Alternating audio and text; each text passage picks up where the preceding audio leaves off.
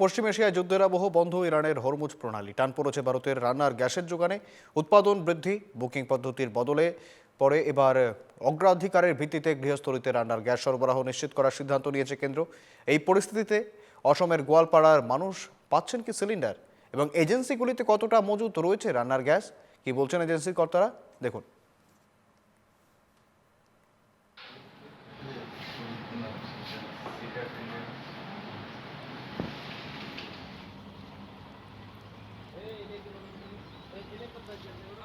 যেমনটা জানাচ্ছিলাম, কার্যত দেশ জুড়ে, শুধু দেশ নয় গোটা বিশ্বজুড়ে জ্বালানির সংকট বর্তমানে দেখা দিয়েছে। ভারতবর্ষের বিভিন্ন জায়গা থেকে সেই ছবি উঠে আসছে। বর্তমানে গোয়ালপাড়ার ছবি রেখেছি, গোয়ালপাড়াতেও কার্যত সেই ছবি ঠিক আদৌ যোগান রয়েছে কিনা। ইতিমধ্যে কেন্দ্র সরকারের তরফ থেকে বিবৃতি জারি করা হয়েছে।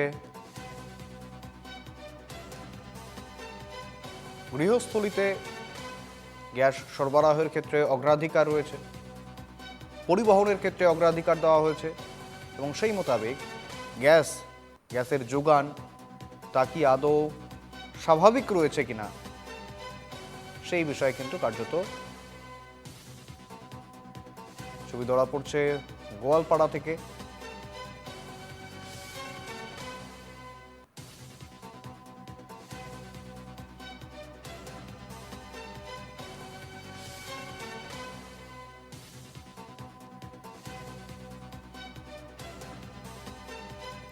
পশ্চিম এশিয়ায় এই যুদ্ধের আবহের ঠিক কতটা প্রভাব পড়ছে গোয়ালপাড়ায়, দেখব। সমগ্ৰ দেশতে ইতিমধ্যে ৰন্ধন গেছৰ কিছু নাটনি হোৱা আমি দেখিবলৈ পাইছোঁ। যিহেতু মধ্যপ্ৰাচ্যত যি যুদ্ধৰ দাবানল বা সেই যুদ্ধৰ যি প্ৰভাৱ, সেই যুদ্ধৰ প্ৰভাৱে ইতিমধ্যে ভাৰতবৰ্ষৰ প্ৰায়বোৰ চহৰতে ইতিমধ্যে গেছৰ কিছু নাটনি হোৱা পৰিলক্ষিত হৈছে। যিহেতু ভাৰতবৰ্ষৰ প্ৰধান চহৰ মুম্বাই, এই মুম্বাইতো ইতিমধ্যে যি হোটেলসমূহ, কিছু হোটেল ইতিমধ্যে বন্ধ কৰি দিয়া পৰিলক্ষিত আছে।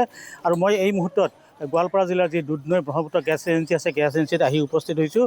আৰু গোৱালপাৰা জিলাত বৰ্তমান কেনে অৱস্থাত আছে গেছৰ যি কেনে অৱস্থাত আছে গেছৰ মজুত কেনেধৰণৰ, এই সম্পৰ্কত মই কিছু তথ্য আহৰণ কৰাৰ বাবে মই দুধনৈ ব্ৰহ্মপুত্ৰ গেছ এজেঞ্চিত মই আহি উপস্থিত হৈছোঁ। যিহেতু ইতিমধ্যে সমগ্ৰ ভাৰতবৰ্ষত বা কিছু কিছু চহৰত ইতিমধ্যে গেছৰ কিছু নাটনি হোৱা পৰিলক্ষিত হৈছে। আপুনি দুধনৈ গেছ এজেঞ্চিৰ এগৰাকী কৰ্মকৰ্তা, কি ক'ব আপুনি, কেনেধৰণৰ পৰিস্থিতি বৰ্তমানতো আমি জনামতে অলপ নাটনিৰ কথা শুনিছোঁ, বাট আমাৰ ইয়াতে এতিয়ালৈকে একো প্ৰভাৱ পৰা নাই। আমি ডেইলি এগৰাকী মাল পাই আছোঁ, কাষ্টমাৰখিনি ছেটিছফাই হৈ আছে বৰ্তমানলৈকে। কিন্তু সেইটো ক'ব নোৱাৰোঁ যে কিমান দিনলৈকে চলিব এনেকুৱা। যিটো বাণিজ্যিক চিলিণ্ডাৰ, এই ক্ষেত্ৰত সেইটো আপোনাৰ লগততো বৰ্তমান ষ্টক আছে, 10-12 দিনৰ ষ্টক আছে। তাৰপিছত বাণিজ্যিক চিলিণ্ডাৰ নাহিব চাগে। তাৰমানে 10-12 দিন যদি নাহে তেতিয়াহ'লে বাণিজ্যিক চিলিণ্ডাৰ বন্ধ হৈ যাব, তেতিয়া নাপাব। আপোনালোকৰ ইয়াতে প্ৰায় প্ৰতিদিনে গেছ আহি আছে? প্ৰতিদিনে ঘৰুৱা চিলিণ্ডাৰটো আমাৰ ডেইলি আহি আছে, ডেইলি এগৰাকী পাই আছোঁ আমি, ডেইলি এগৰাকী কাষ্টমাৰক আমি দিও আছোঁ। তো এতিয়ালৈকে একো অসুবিধা হোৱা নাই ডমেষ্টিকৰ ফালৰ পৰা। কিন্তু যদি এদিন যদি গেছ নাহে তেনেহ'লে অসুবিধা পৰি যাব। সেইটো এদিনৰ ভিতৰত যদি গেছ নাহে, আজি গাড়ী নাহিলে কালি গেছ নোহোৱা হৈ যাব, এনেকুৱা এনেকুৱা পৰিস্থিতি হৈ আছে।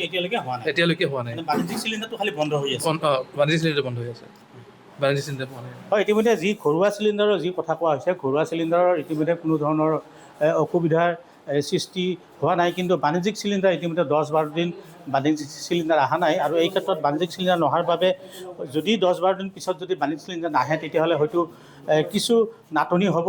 আৰু কিন্তু ঘৰুৱা চিলিণ্ডাৰৰ ক্ষেত্ৰত কিন্তু আমি ক'ব পাৰোঁ, বা গোৱালপাৰা জিলাবাসীক আমি ক'ব পাৰোঁ যে ঘৰুৱা চিলিণ্ডাৰে ইতিমধ্যে কোনো ধৰণৰ অসুবিধাত পেলোৱা নাই গ্ৰাহকসকলে এতিয়ালৈকে নিয়মিতভাৱে চিলিণ্ডাৰ লাভ কৰি আছে। কিন্তু বাণিজ্যিক চিলিণ্ডাৰৰ ক্ষেত্ৰত কিছু অসুবিধাৰ সৃষ্টি হ'ব পাৰে, যদিহে 10-12 দিনলৈ গেছৰ বাণিজ্যিক চিলিণ্ডাৰৰ যদি ছাপ্লাই যদি নহয়, তেতিয়াহ'লে নিশ্চিতভাৱে যি হোটেল ব্যৱসায় আছে বা অন্যান্য যি ব্যৱসায়, সেই ব্যৱসায়ৰ ক্ষেত্ৰত যথেষ্ট ধৰণৰ প্ৰভাৱ পৰিব বুলি আমি ক'ব পাৰোঁ।